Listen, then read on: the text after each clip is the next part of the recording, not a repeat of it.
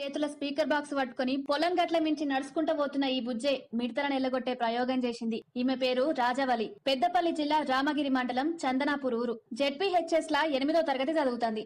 అయితే మిడతలు, అడవి జంతువులతోని వీళ్ళ అమ్మ నాయన మస్తు కష్టాలు పడుతున్నారు. వీళ్ళు భూమి కౌలు తీసుకుని సాగు చేస్తే ఈ మిడతలు జంతువులు వచ్చి పంటను నాశనం చేస్తున్నాయట. దీంతో వీళ్ళు బాగా నష్టపోతుండట. అప్పుడు వీళ్ళ అమ్మ నాయన బాధను చూసిన ఈ బుజ్జి దీన్ని తయారు చేసింది. మరి ఇది ఎట్లా పనిచేస్తుందమ్మా?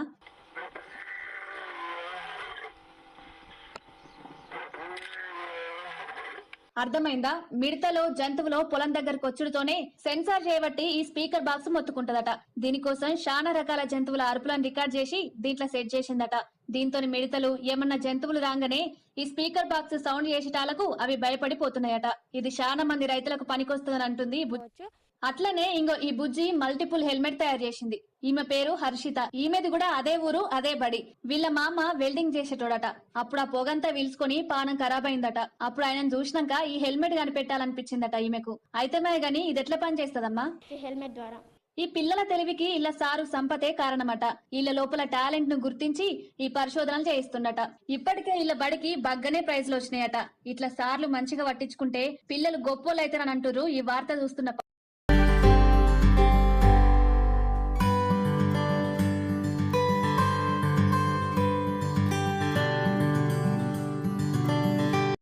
ఒక 4 ప్రాజెక్ట్స్ వెళ్ళడం జరిగింది.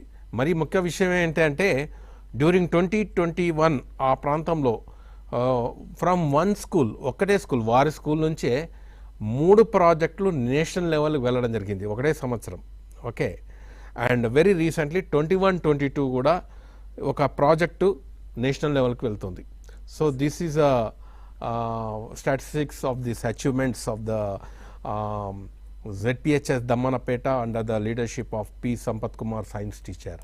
So వారు ఏ విధంగా దీని